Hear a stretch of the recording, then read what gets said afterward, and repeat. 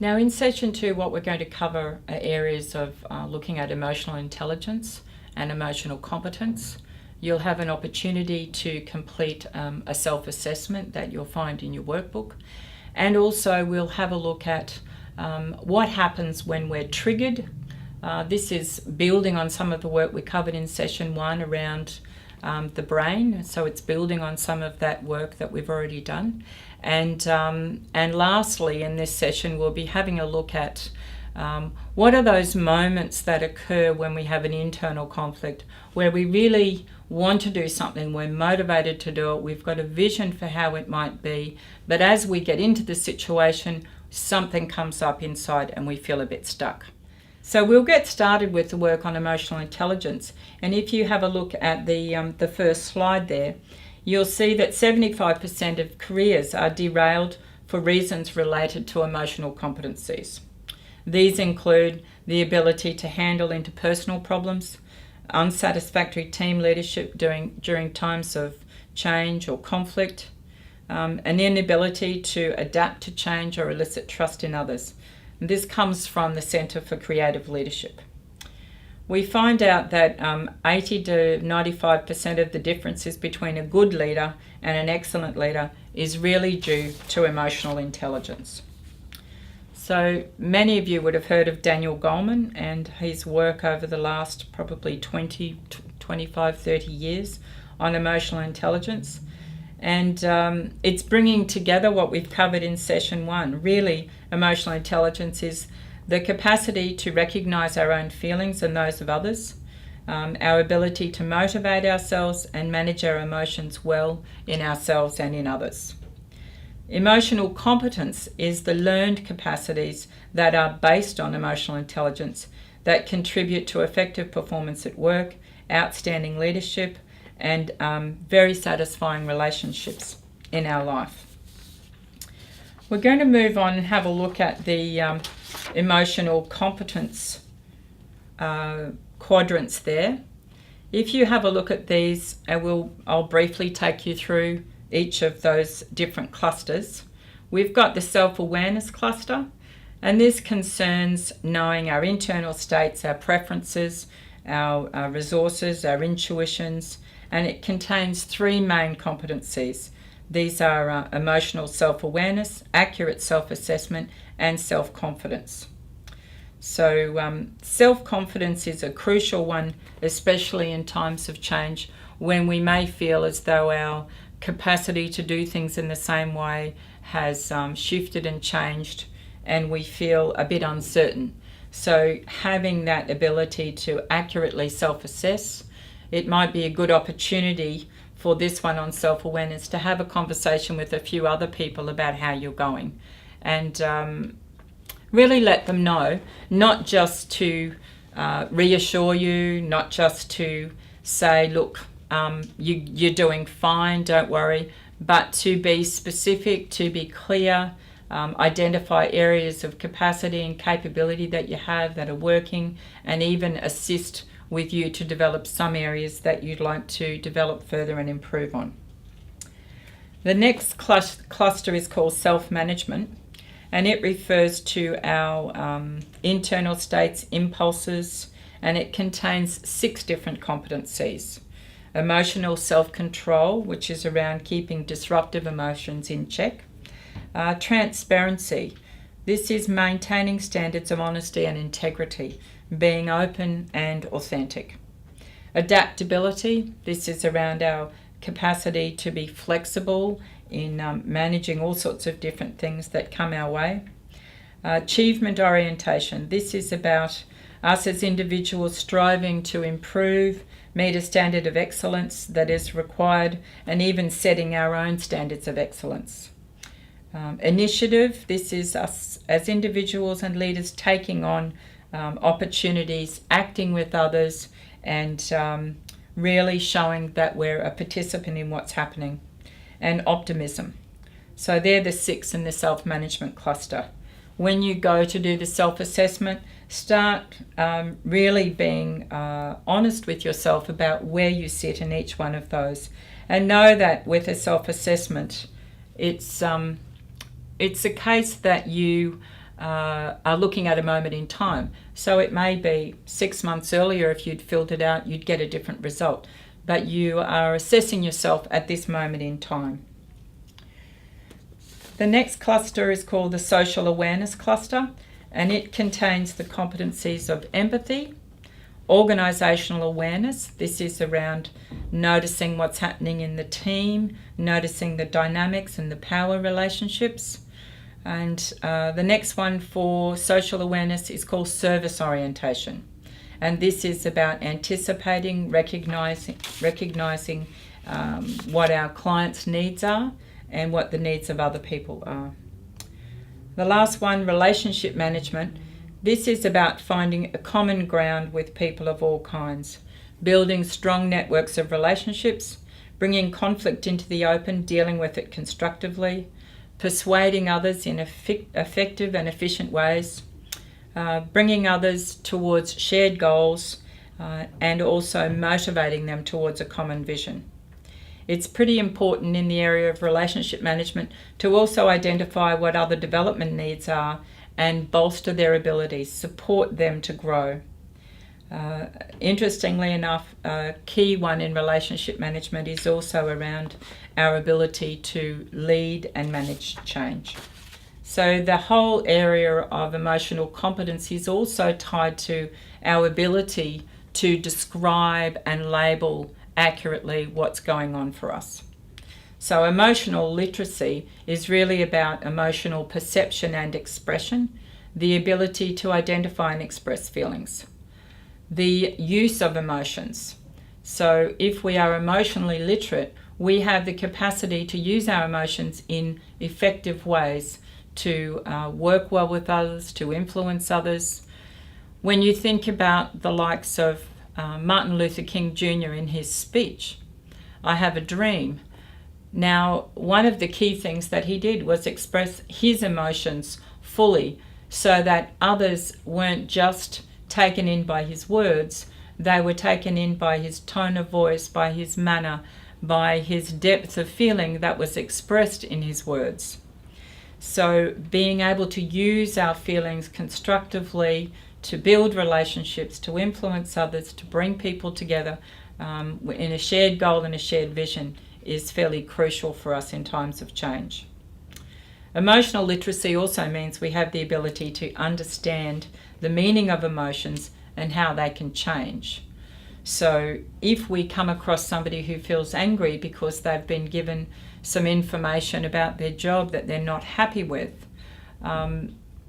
we can be accepting and understanding that this is a normal response.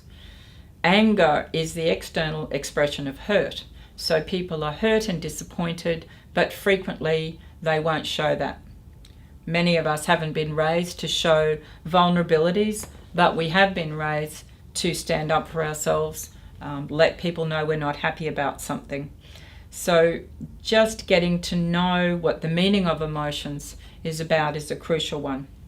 And the last aspect of emotional literacy is emotional management. And this is ability to manage our emotions for personal and social growth. We're going to keep going in building our understanding of our emotions. And once again, we're referring back to the brain. So a particular part of the brain, that's part of our limbic system called the amygdala. It consists of two almond-shaped structures in the limbic region. And from about 3 months after conception until 5 years old, our physical body states are stored in the amygdala together with the context which accompanied these states. So it basically means that any physical experience we've had is stored, and then there's emotional states that are stored with that, and the context. So if at the age of 2, for instance, or even say 1, as a child we might have touched a stove. Now, mostly our experience in the kitchen might have been a good one, because if you think of the context, there's great smells. We might have parents there, other family members that are with us, and other carers that are looking after us, and it's a comforting environment. Good things happen, people make food, it smells good, it tastes good. And then on this particular occasion, as a little one, we touch something and we get burnt. Now we get a fright from the getting burnt because our senses are stimulated to remove our hand, but we may well have someone in our family, a parent or a carer, saying, stop. And with that and stop might be a look of fright, it could be a look of fear, a look of worry, it could be an annoyance or irritation. And then the tone as well is showing up straight away for the person. The little person gets triggers in their brain that they've got pain, they may have disapproval, irritation from someone else, fear, and those states are then stored in their body. Now this happens, all these different experiences are stored up until the age of 5. And then beyond the age of 5, what happens is, as human beings, we have what we call a quick pathway to access those responses. So instead of thinking, I'm reacting because of this, what actually happens for us as human beings is that somebody might raise their voice and our bodies instantly react. And this is because our instinctive responses have been set in those first 5 years and our bodies go into alert. So we might work out we need to move ourselves away from a situation with someone raising their voice, or we might have to calm ourselves down. So we're doing that, looking after our nervous system, calming ourselves down. If you think about your own upbringing, and were there times in your life where somebody said or did something that triggered a response, then you might see the root of some of the things of later responses. So if you think about the sorts of triggers that you might have that people say or do, and at times you feel yourself overreacting, this is a useful one to know. And it's not about being critical of yourself, it's about being accepting that this is part of who you are and that you can make choices, especially when you know what's going on. Because as soon as you start observing yourself in these situations, then you get a good opportunity to start working out, well, where did that come from and how much of it's now, and what was going on for me at this particular time, and why might I feel this level of fright or worry or concern, and then do some really good looking after and supporting of yourself to go, yep, it's okay, I can manage a new way of doing things. Now, this particular way of looking at yourself means that you are going to be more accepting and appreciative. And as we move on to the next model, it's a crucial one for you to think about. So we're going to have a look at the focal conflict model now. And you'll see from the slide that it has 2 aspects to it. On one side, it's called the disturbing motive. On the other side, the reactive fear. And down the bottom, the solutions. So the funny thing is most people go, disturbing motive, that's a really odd term. So this model comes from the work of Dorothy Stock-Whittaker, and it is a term that she uses, and it really means the disturbing motive is what are the things that disturb us to positively create things. So we have an idea of something. Let's say we want to go and have a conversation with some other people in our team about changing a practice or changing our ways of doing things. And we have a good vision about how that's going to work. We've thought about what it will do for our clients. We've thought about how it will assist the team and the staff. We've thought about how it might save time. We've also thought about things like our own needs, that it will make life easier for us in our work, and you can see that it will make life easier for others. So we have that vision, and our disturbing motive is, I'd like to make this change. I'd like to bring in this new way of working, and I'm going to bring other people on board to do it. So we've got that vision inside of ourselves, and we go to the meeting, and just as we start, and we start presenting the new idea, someone in our team says, well, look, I don't see how that'll work. We tried that probably a good 5 years ago, and it's really not going to work. Now, in that moment, we have an internal conflict in ourselves because we might start doubting ourselves. That's our reactive fear. And the other thing that occurs is we may feel in conflict with the other person at that time. So if we're going to call upon our good capacities to tap into the things that get triggered and accept and appreciate that not everyone's going to have that same vision of how things might be, and not everyone will be enthusiastic, it will mean that as we go to prepare ourselves, that we're going to have in mind a vision that others can put forward their ideas. That it's very important to bring other people on board when you're starting something new. And occasionally, if we think of it as a small thing, we may not think that this new practice is going to need much thinking through. It's just something we're going to apply. Everyone will be on board until we discover ourselves in that spot where we feel the internal conflict and we may feel a conflict with someone outside. So if you think about it, every single time you have a strong positive motive to create something new, if you ask yourselves, what do I want for myself from this situation? What do I want for others? How would I like others to be working together and working with me? How is this thing that I have in mind, this new approach, this new practice, this new direction, this new way of working, how is it going to benefit the team, the service, the people that we work with? And bring all of those pictures to mind, and then think about what sorts of things are likely to get your reactive fears going. Because if you get to know what they are, then you can start to prepare yourself in a positive way to be open to the challenges that come, to be open to thinking about different possibilities. It may be that you get yourself to a stage where you go, well, I'd love it if it worked this way, but I think there are a number of different things I haven't thought of yet, and I can bring that into mind and in discussions with other people as well.